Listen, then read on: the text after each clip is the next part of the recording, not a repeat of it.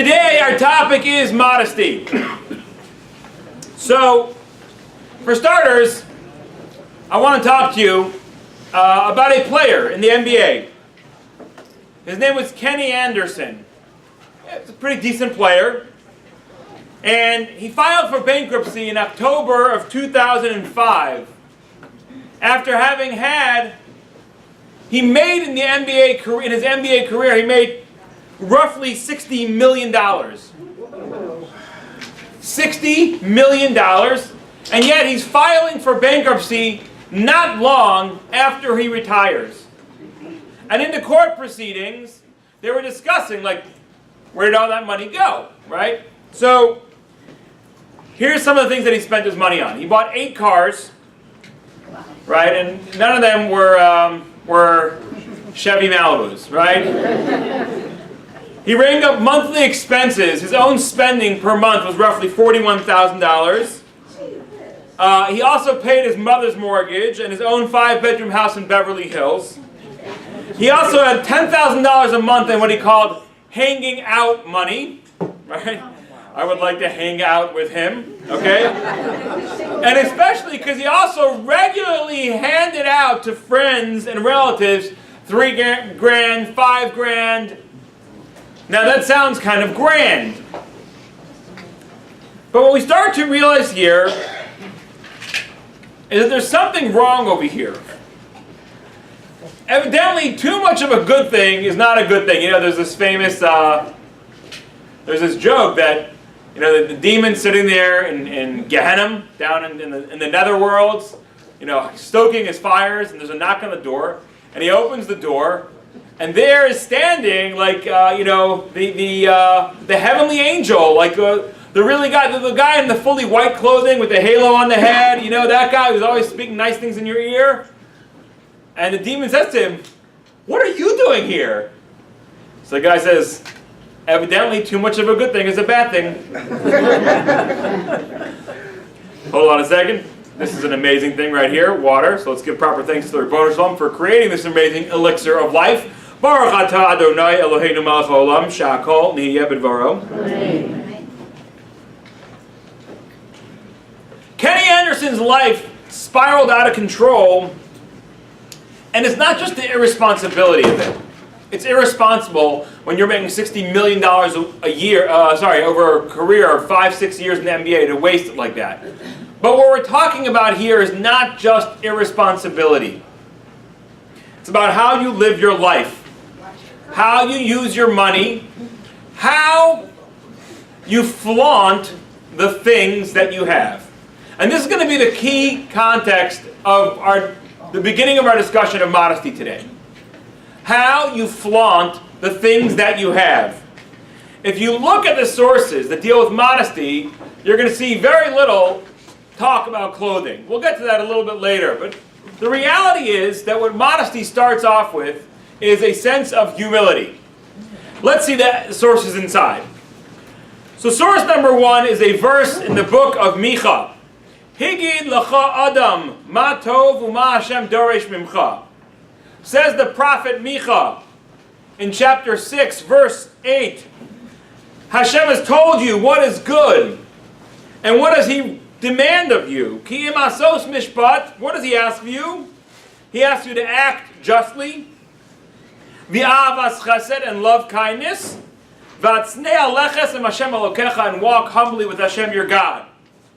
Okay, walk humbly with Hashem your God. Okay, I'm ready. How do I do that? What does that mean? Let's see what the commentators say. The Ibn Ezra says on this verse, what does that mean? To walk modestly with Hashem your God? That you should walk with a pure heart, the opposite of stubbornness. Modesty is the opposite of stubbornness. Interesting, right? You did not expect that. Stubbornness is a certain sense of sort of bucking the norm. I'm not going with the flow. Now, of course, by the way, there are times where you should not go with the flow. If everyone's serving idols, don't go with the flow. Be stubborn. And by the way, the Jews are in that way praised as being a nation that has azut, azus, chutzpah. But there's two kinds of azus. There's azus de kedusha. There is the chutzpah of holiness. That when I'm living in a world where everyone is serving idols, or everyone is going in a world where the most important thing is materialism, I can stand up and say, no, what's important to me is spirituality. That's the good kind of chutzpah. It's to fight for a good cause. But there's another kind. There's a kind of stubbornness that thrusts you out into the spotlight. Because you're stubbornly being different when everyone's going in one manner. This is not a call for lack of individuality. This is a call for lack of sticking yourself out into the public in a very forceful and stubborn manner to differentiate yourself. Okay. Let's see another source. And we'll give better examples as we move along. Source number 3 is from Mishlei, Proverbs 11:2. Ba zadon vayavo kolon. Ve'es tznuim chachma, says the pasuk. When pride comes, shame comes. Arrogance inevitably, says King Solomon, leads to shame. Whether you realize it or not. Sometimes you have people who are so arrogant, and everyone in the world is making it's like they're the last person in the world to figure out that everyone's laughing at them. Look at that person. Absurdly ostentatious, feels the great need to tell everybody just how great he is. There might be someone that you know of right now who feels the need to tell everybody how great he is and how just terrific he is and how everybody loves him and how he does so well. Okay. But with the enough said, there you go, thank you, Dan. But with the modest, there is wisdom. But with the modest is wisdom. Why do we say with the modest there is wisdom? Okay. So the Mishnah in Pirkei Avos and Ethics of Our Fathers says, Eizahu Chacham. Who is the wise person? Halomed mikol adam, the one who learns from everybody. When you are arrogant, you don't learn from everybody. As a matter of fact, that certain person I was referring to earlier told a reporter in a news interview in March, a certain figure, I shall not name him, who's running for president. Oh, really? But he said in March to a news reporter, I am my own primary consultant. There you go. The Mishnah in Ethics of Our Fathers says, he who is wise who learns from everybody. But if you're arrogant, you can't learn from everybody. What has everyone else got to teach you? Oh, those middling little, what do they call it, flats? Flats versus sharps? Anyway, so yeah, like, what are the rest of them going to teach you? All those little cockroaches. You are the king. You're not going to learn from everybody. So if modesty is connected to humility, modesty is connected to wisdom. Because if you have humility, then you feel like everybody out there has something to teach you, and you'll become a student of the masses, and you'll become wise. But if you're arrogant, then no one's got anything to teach you, and you'll never become wise. Hence, pride comes with modesty. Pride comes with modesty, and pride means you don't learn from other people. Hence, pride prevents you from wisdom. And on the flip side, right, modesty is a sense of humility. Humility gives you the ability to learn from everybody. Humility gives you wisdom. Okay. Source number 4, the Ibn Ezra. The modest ones are those who are ashamed to act in a prideful manner. They're almost they are embarrassed to be thrust out. You can look at people sometimes. When you call up a certain person, let's say, for at a dinner or whatever it is, watch their face. Watch their face when it's a modest person, okay, and they're now, let's say for example, this person's getting honored by a dinner, and they're being called up by the president of the synagogue, and the president of the synagogue is sitting there reading about all their accomplishments. They're sitting there getting red in the face. They're uncomfortable. Sometimes people just get on and stop. Okay, fine. Thank you. It's embarrassing. It's uncomfortable. They are ashamed to act in a prideful manner, and even when they are not acting in a prideful manner, but others are extolling their virtues, they are uncomfortable.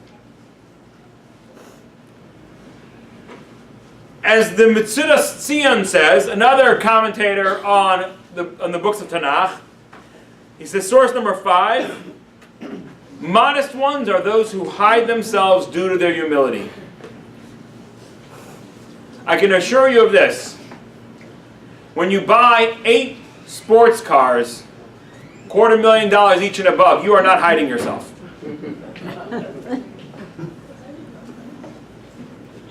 So the idea of humility is the idea of saying, I want to blend in with the people. I don't feel like I'm better than anybody else. I don't feel like I'm greater than anybody else, and hence, I feel comfortable amongst everyone else, and I feel uncomfortable when I am being singled out, whether it's because someone else is talking good about me, or because I have a nicer car than everybody else, or because I have a bigger house, or whatever it may be. All those different things, those are all things that make me uncomfortable. I want to blend in with the people. That is modesty. So we looked at all the sources so far, and by the way, interestingly, we haven't had a single source about clothing yet. Modesty is an attitude towards life. Modesty is not yelling across the street. A bunch of people are walking down the street, and suddenly someone starts yelling at their friend, "Hey, Bob! Bob, come here!" That's not modesty. So again, it's an idea of how comfortable you feel being thrust out into the public eye.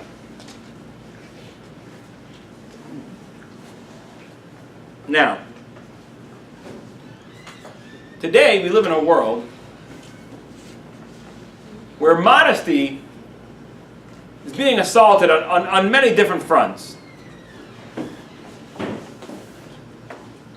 And one of them, one of the most powerful ones, social media. To share or not to share? That is the question. Not to be or not to be?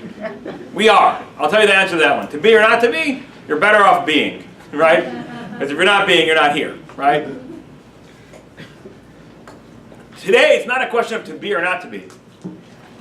It's a question of to share or not to share. Now, of course, there's the absurdities. We have Twitter. Twitter is a very effective tool for a company to get out a message, a news source to get out rapidly, get out live updates, what's going on at a rally, at an event, at a protest. But it's also filled with human chaff. When I say chaff, you have the wheat and you have the chaff. Here are some examples of some tweets from a very famous Twitterer.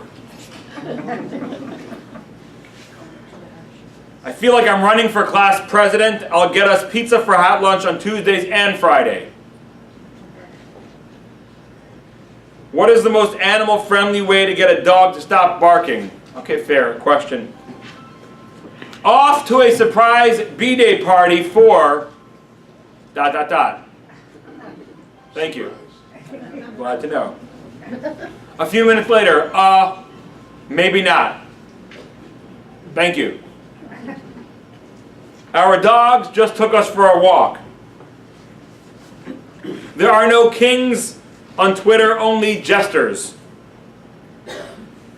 At EWFFFAN, congratulations to at A+, the king of Twitter.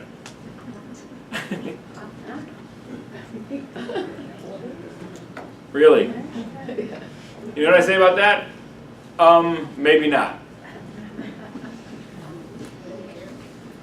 We live in a time now, and that's just trivial. Going to a surprise birthday party? Maybe not. Really? Is that where we're at right now? Eating lunch right now.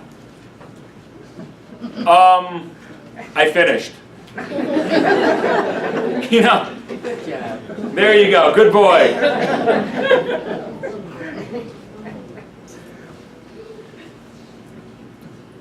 Facebook. Photos. Who are they for? And what are they meant to engender in others? My family, I happen to have a Facebook page. I opened one up about maybe a year ago, right? Someone said to me, Leiby, you're just not being effective. If you're not on Facebook and you're working with young professionals, you're not going to be as effective. But for me, it's an incredible challenge, and I pretty much do not. If you find my page, you're not going to find pictures of my family at all. I posted one picture when I had a baby, just a picture of a little cocooned up baby. But like I don't post, and thank God, my kids are really cute. Thank God, Leah and Hara. Like it's not the world's business. It's simply not the world's business. Every time that my son does something really cute, I need to show that to the world. What does that make everybody else feel? Because bottom line, no one's kids are as cute as mine. Sorry. I'm just being realistic over here. So I don't post it. We have a family WhatsApp, by the way. Right? We have two family WhatsApp groups. One on my wife's side and one on my side. And we share all the pictures in the world over there. That's fine. It's within our family. It's family members who don't see each other because we're separated by thousands of miles of geographic distance. So it's a great thing. When my kid graduates and does her little party in pre-1A graduation, and I send it out, it's beautiful, it's lovely. But we live in an oversharing society. People are putting on their status updates on Facebook, angry at my hubby right now. Is that the world's business? You just had another fight with your wife, and you're going to write some kind of snarky comment on social media about wives being so needy? What need of yours is that fulfilling right there? So we live in a world where it's a real challenge, and this has got, notice, modesty, we think of clothing. I have not said the word clothing the whole day, except for like before, pointing out that I have not said clothing. This is not about clothing. This is about oversharing. This is about a lack of humility. This is about trying to thrust yourself out into the public. You're wittier than everybody else, and you've got cooler pictures of your food.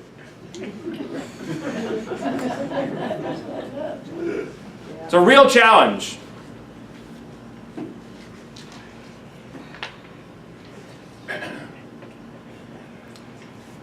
Let's see the next source from the Babylonian Talmud. Sukkah 49b. Amar Rabbi Lazar says, "My dichsev higid l'cha adam ma tov." What is the meaning of the verse that says Hashem tells you what is good, Uma Hashem dorish mimcha, and what does Hashem demand of you? Ki im asos mishpat ba'avas chesed v'atznei aleches Hashem elokecha. The same verse we read before. What does God demand of you? He demands that you act justly. He demands that you love kindness and that you walk modestly with Hashem your God. Asos mishpat ze hadin. Acting justly is proper judgments, making sure you live in a fair society with proper judgments. V'avas chesed ze gemilas chasadim. And loving kindness is doing acts is doing acts of kindness. And walking modestly with your God. This refers to funerals and weddings. Interesting. That's based on certain verses. Dvarim kal v'chomer, continues the Gemara. What a kal v'chomer. Weddings and funerals are things that are very public. A wedding is when you're inviting everybody, all your friends and family, all 800 of them, or 400 or 100 or whatever it is, to partake in what's possibly the greatest simcha in your life, the marrying off of a child.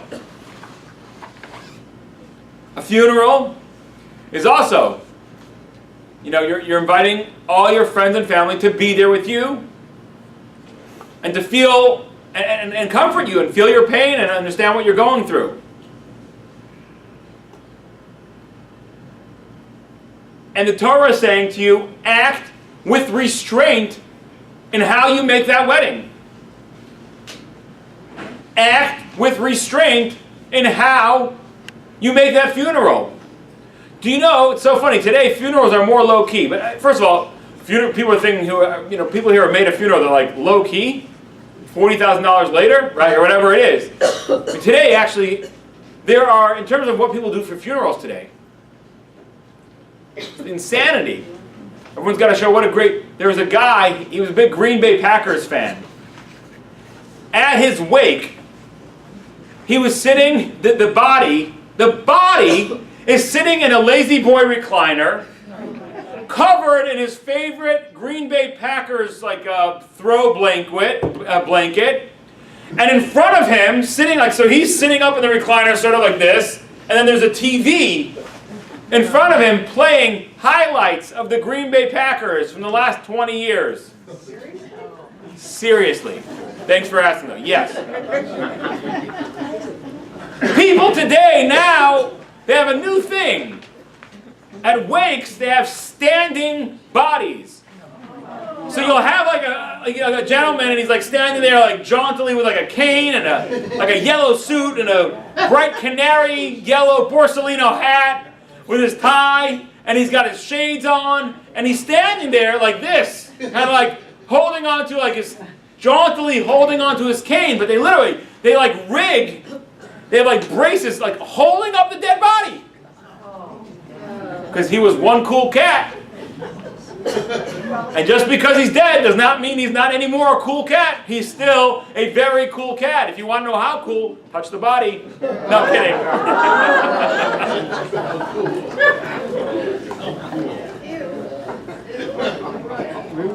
People are spending tens of thousands of dollars on elaborate, there are hunting-themed funerals, right? People are die-hard hunters.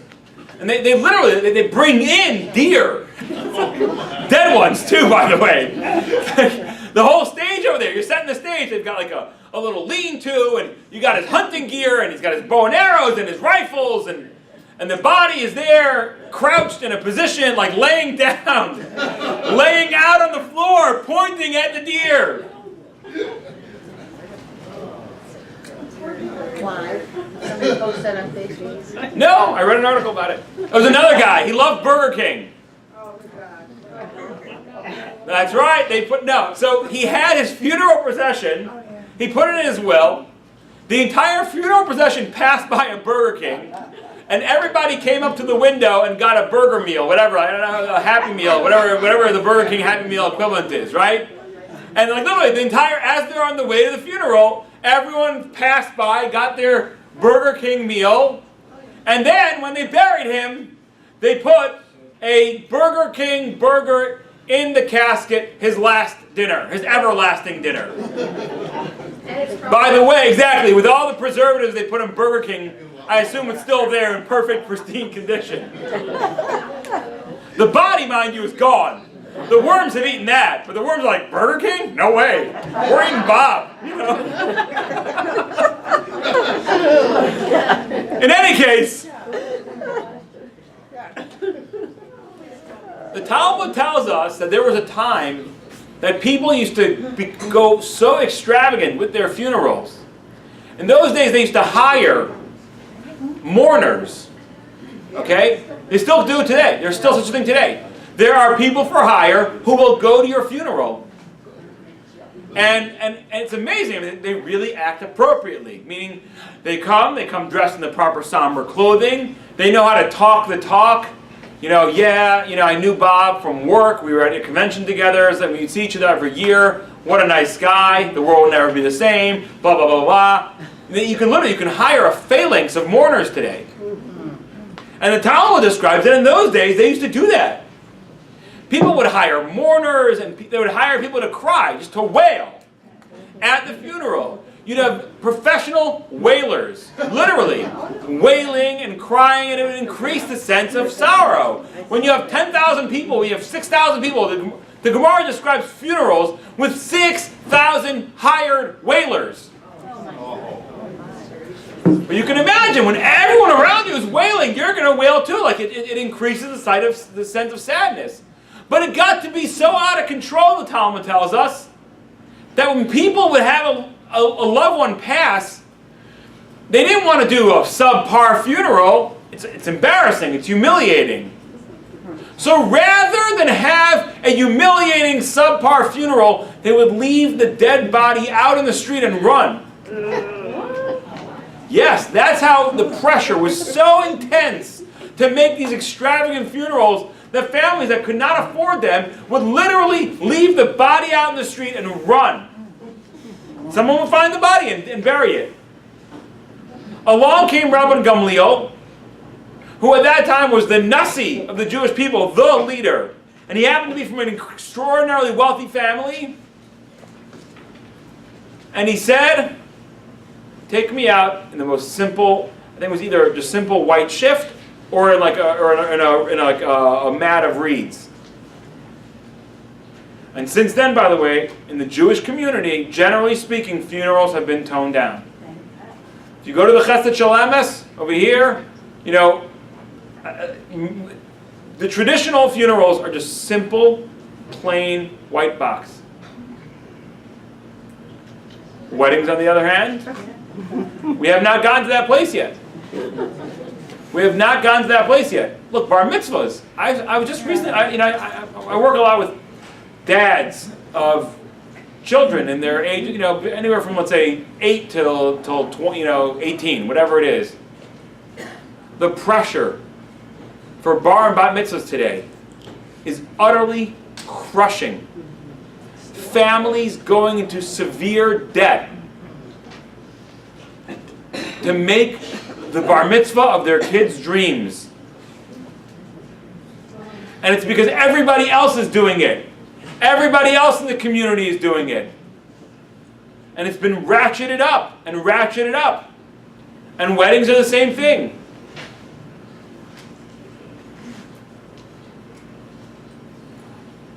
So the Gemara says, if the Torah is saying to you, walk modestly with God, make a more modest wedding, make a more modest funeral, and those are things that are generally done in public, for sure the things that are done in private, be modest about. Don't you dare post on Twitter or on Facebook that you and your wife are having another fight again. Don't you dare even sit amongst friends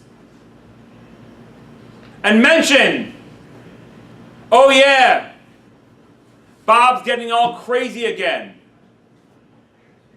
It's absolutely none of their business. If you need to have a therapist, you should have a therapist. And if you need to have one very close friend who acts as your therapist, is really somebody that you're able to talk to, that's okay too. But not that you bring up what's going on in the privacy of your home in front of friends, a group of them, on public. And mind you, on the flip side, when your kid is so brilliant and your kid comes home at the end of the school year with a sheaf of papers test scores, 105, 107, 109, 182, you know? You don't need to take a picture of that and post that on Facebook either. What exactly are you supposed to, what feeling do you want that mother whose kid is coming home from school with a bunch of B's and C's, and she's proud of her kid for getting B's and C's, mind you, because he worked so hard to get those. He's a kid who's struggling. And this kid worked every day, came home from school, and sat down with his mom or a tutor and worked. And he has a whole sheaf of papers, B's and C's. And she's telling him, Johnny, I'm so proud of you. I know that you did your best.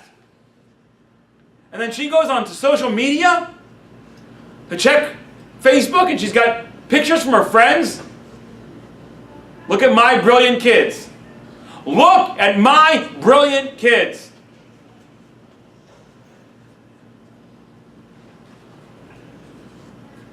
That's not modesty.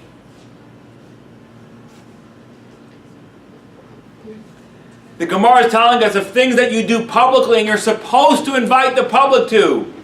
Like a wedding or a bris or a funeral. You're supposed to do modestly. How much more so things that belong private. The relationship that you have with your spouse. The successes and challenges of your children.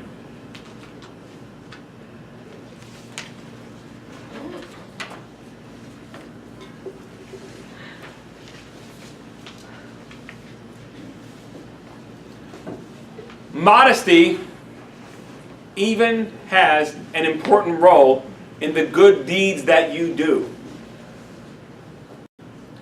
Sometimes people do certain good deeds very publicly. Let's talk for a moment about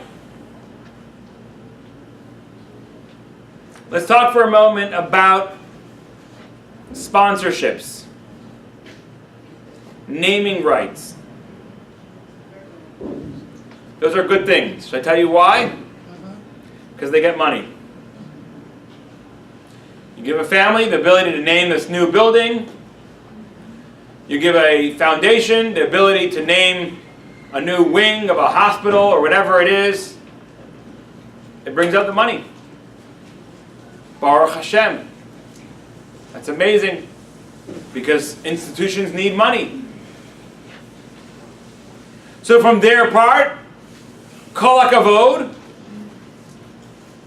And of course, sometimes you could say people want others to know that our family is supportive of this institution and what they do.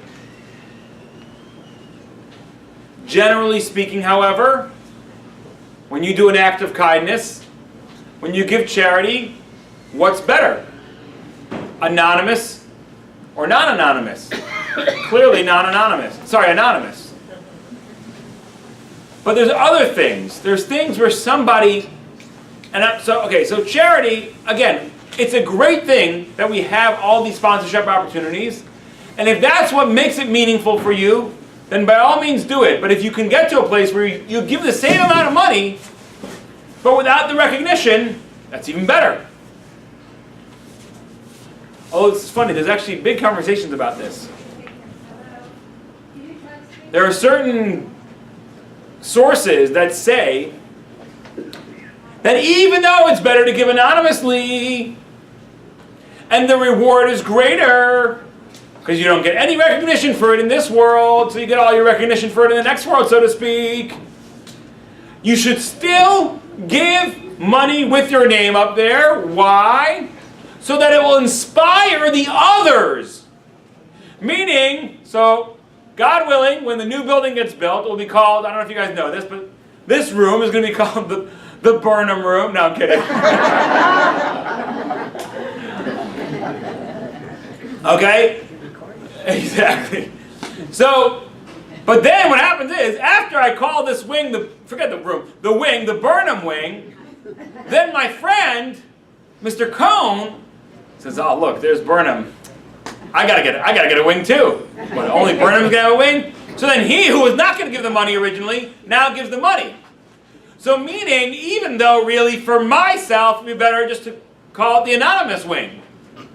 But being that would then not get Mr. Cohen to give the $1 million to match mine, I should therefore, there are some sources that say no, call it the Burnham wing. This way you'll get the $1 million donation from Cohen too. So your mitzvah will be lesser, but you'll get more money for the organization. So it's a longer conversation, it's not for right now. However, there are certain times where people act in a very pious way in front of other people. And the Talmud says don't do that. You know why? It's called mechasi ki yehura. It looks like you're being arrogant. It looks like you're doing that mitzvah just to show, oh, look how religious I am. Look how humble I am. Source number 7, the Maharsha on Sukkah 49b. The reason for this is that when someone performs a commandment or a good deed in a very public way, he does it out of religious arrogance and not for its own sake. It's not always, obviously. I daven in public. Right? But even that, I'll give you another. I pray. We pray in public. What should someone's face look like when they're praying? Like this.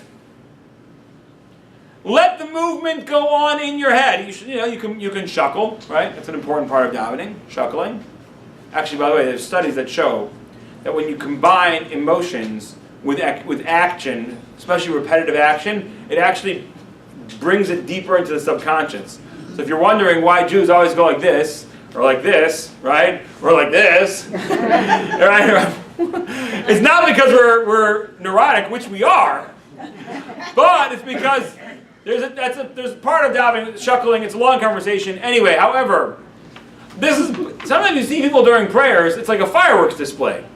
You watch them during prayers, and it's like, they're making these various motions. Like it gets sometimes more intense. Like it's slow down, and it gets intense for a moment there. Like that's not tznius. That's not modesty. Let your spiritual ecstasy that's going on between you and God during your prayers go on in here. Not for the whole show to see. What an amazing prayer you are.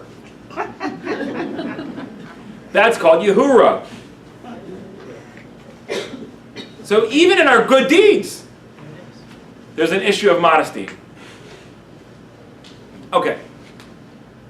Now, I didn't mention clothing yet, but it's about that time of the session.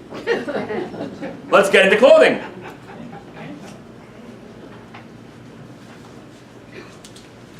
When Adam and Chava, when Adam and Eve are created, the very first thing the Torah tells us about Adam and Eve is that they were naked and they were not embarrassed. It's the very first thing the Torah tells us about Adam and Eve, which seems strange. Why is that so fundamental to who they were that the Torah deems it necessary that the very first thing they're going to tell us about Adam and Eve is they were naked and they were not ashamed? Next, Adam and Eve eat from the fruit. Right? Eve takes of the fruit and she eats it, and she gives it to her husband, and he eats it. What does the Torah tell us first about them? Their eyes were opened, and they knew they were naked, and they were ashamed.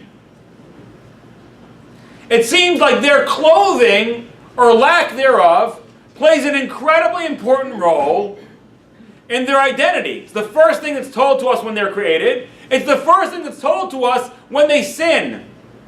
Not only that, they hide. And God says, "Where are you?" And they say, "We're hiding because we're embarrassed, because we're naked." And God says, "Wait a second. You knew that you were naked? You're embarrassed to be naked? Did you eat from the fruit?" This is like evidence A. Evidence A, you must have eaten from the fruit because you're embarrassed that you're naked. And they admit, yes, we did. So their clothing or lack thereof is incredibly important in describing who they are. Why is this so? And why were they not embarrassed in the beginning? And why were they embarrassed afterwards? So the idea is as follows.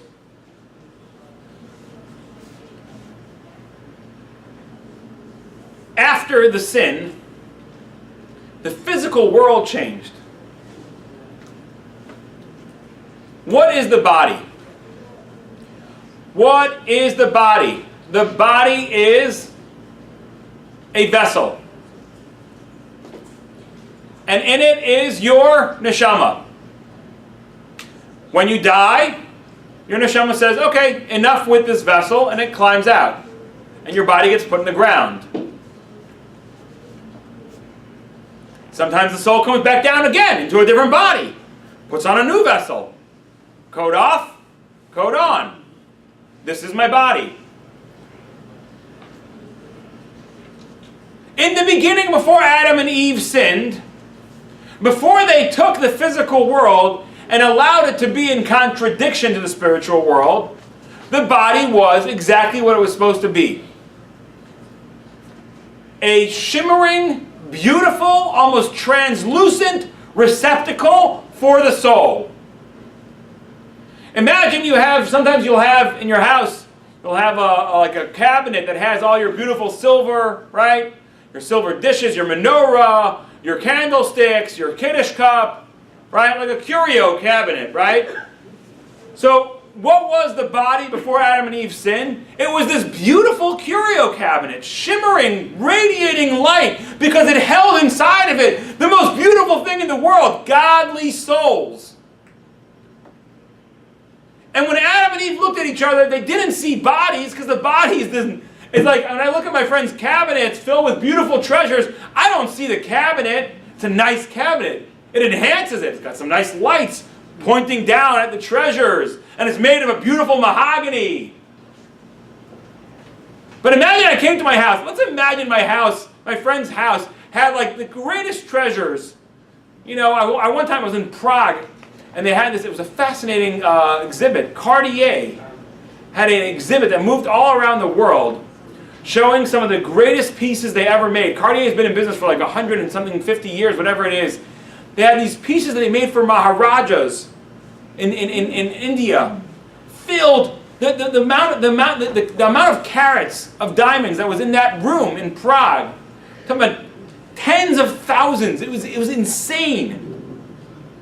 So imagine my friend has the most beautiful collection of like vintage Cartier pieces. Not one of them is less than 30 carats. They're just exquisitely made, handcrafted. And I come into his house and I say, wow, that's such a beautiful cabinet. Where did you get that cabinet from? Is that IKEA?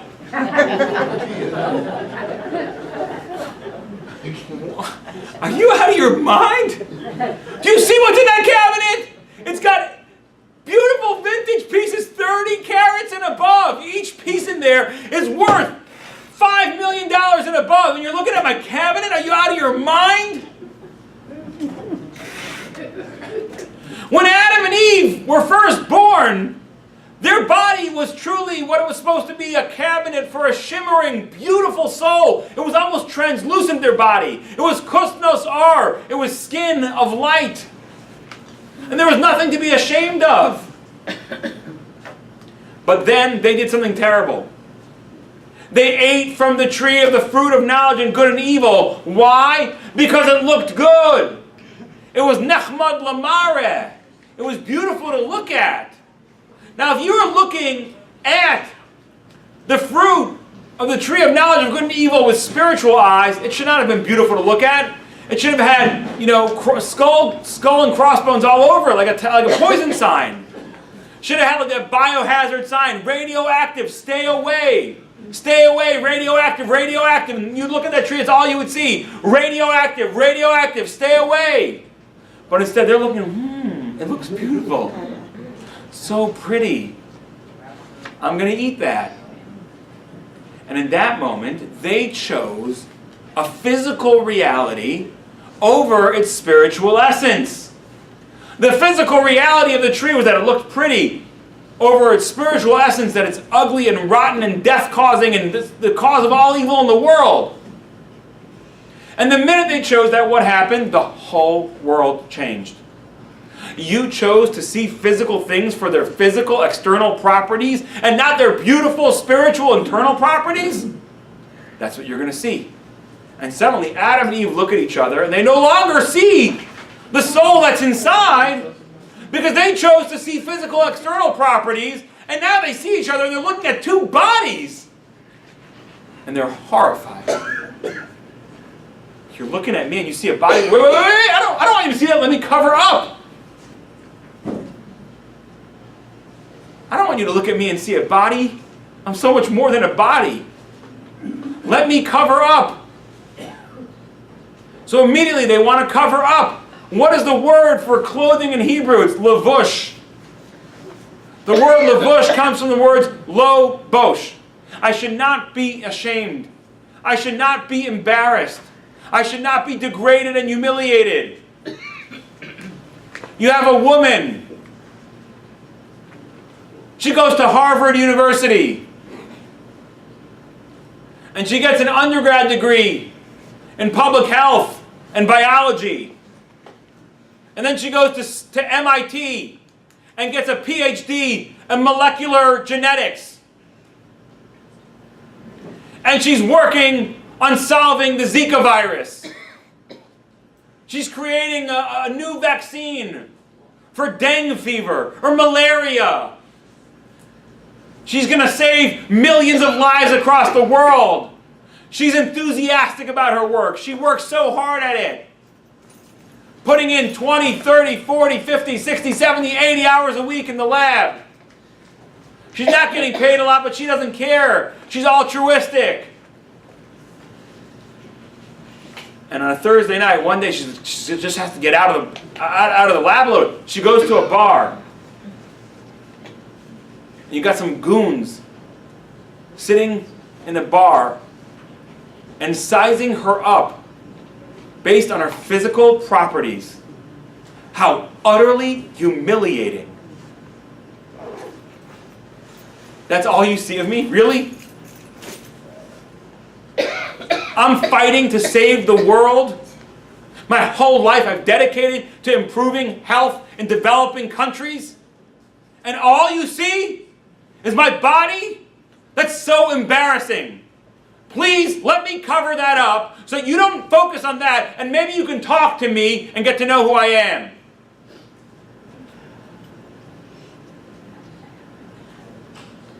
And by the way, here's an interesting thing. I gave a class this week, and we ended up touching on this. It was such an interesting, because it was in a very, very liberal setting.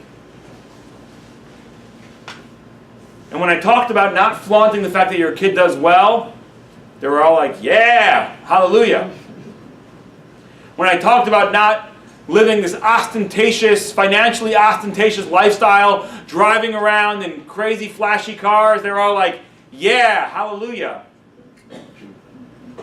But then I talked about not flaunting your beautiful body.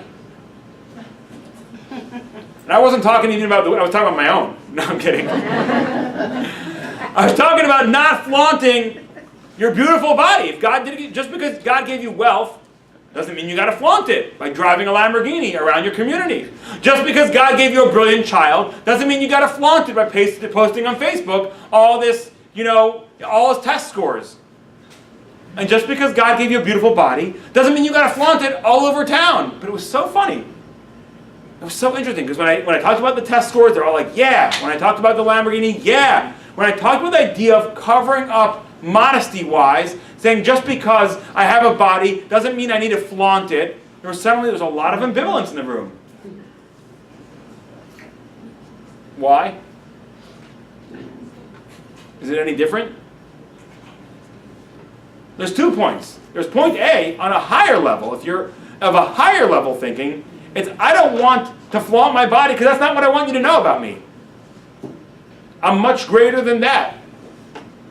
I believe that I am worth. See, that's a fascinating thing. If you truly believe that you're a collection of Cartier 30-carat diamond stones and necklaces, then it's mortifying for you if someone's looking at your body and saying, wow, what a nice cabinet. But if you look at yourself and all you have in the cabinet is a couple moldy oranges and soft clementines that are slowly, whatever, then you're like, hey, check out this cabinet. It's a beautiful cabinet. Right? You see? It's really not about body image. It's about soul image. Because the more you value the soul that's inside, the more you value the treasures that are you, the less you want anybody to be looking at the body, at the container. But the less you value that, the more you say, well, check out this. I may not have much for a soul, but I've got a beautiful, beautiful bookcase. By the way, modesty in clothing does not only apply to females. Look at source number 8, Maimonides. Source number 9, Maimonides. Source number 9, the dress of a scholar should be nice and clean. It's forbidden for him to have a stain or the like on his clothing, because that attracts attention. You got a big stain. That's not nice. People will focus in on that. His clothes should not be royal garments that everyone will look at. Oh, look at that rabbi. He's wearing a biryoni suit or whatever. Nor should they be clothes of the poor, which denigrate those who wear them. Oh, look at him. You should know, it's funny. I don't want to cast aspersions on anybody, but there are certain rabbis, there are certain people who on purpose wear like incredibly shabby clothing, like ridiculously shabby. And sometimes I wonder if it's almost like it's like their arrogance that I'm so humble that I wear these clothes. Do you know what I'm saying? Are you guys with me? Yeah. Right? It's like, look at me, I'm so humble. I wear the same shabby clothing all the time because I'm so humble. That's an arrogance there too, a little bit too. It's a little weird. I know certain characters like that. So a rabbi should, again, you don't walk around dressed like you're a model, walking off of the runway, walking off of the cover of GQ, but you also don't dress shabby. Rather, their clothing should be average and presentable. I don't have the source for it over here, but I can tell you that also there are sources that say that a rabbi, the Kohen, for example, by the way, the Kohen, who was the one who provided service for the Jewish people, he was covered up till his wrists, and on his feet he was covered up all the way to his ankles. And you'll notice Hasidic rabbis especially, are very in touch with the Kabbalistic realities. They don't just, it's very interesting, they wear, it's like almost strange, they wear a coat on top of a coat on top of a coat, like they wear multiple layers. It's like a way of saying, the more we treasure something, the more it should be covered up and beautiful. One last source, then we'll call it a day. Bilam is a very wicked man. He is a prophet, a for-profit prophet, and he's hired by the non-Jewish king Balak to go curse the Jewish people. And he tries a bunch of times, and each time he comes back and gives them praise and blessings. The last time he says the following verse, and it has become part of our daily prayers. Ma tovu ohalecha Yaakov mishkenosecha Yisrael. How good are your tents, O Yaakov, your dwelling places, O Israel. What was so good about the Jewish dwelling places? That Bilam's looking down and says, wow, this is so beautiful. The sages explained to us, they lived in the desert and they lived in tents. And he looked down at the Jewish camp, and the entire camp was set up that not a single door faced another door. If your tent door was this way, my tent door was this way, and his tent door was that way, so that never would you have two people looking into each other's houses. Of course, today we don't need doors open to each other to look into each other's houses. In our sharing economy, in our sharing social media world, people can have doors to their houses wide open for the whole world to see. But when we are proud of who we are and we have confidence in ourselves, then we don't need to flaunt anything. Not our bookcase, not our body, not our children, not our wealth. We walk humbly with God. We walk with humility, which gives us wisdom. We walk with humility, which is modesty. And the rest of the world looks at us and says, Ma tovu alecha Yaakov. How beautiful are your tents, Yaakov. Mishkan osecha Yisrael. Your dwelling places, O Israel. May Hashem give us the blessing to really bring this humility into our hearts and into our homes. And may it bring only blessing upon us forever and ever. Thank you very much. And I'll never see you again here.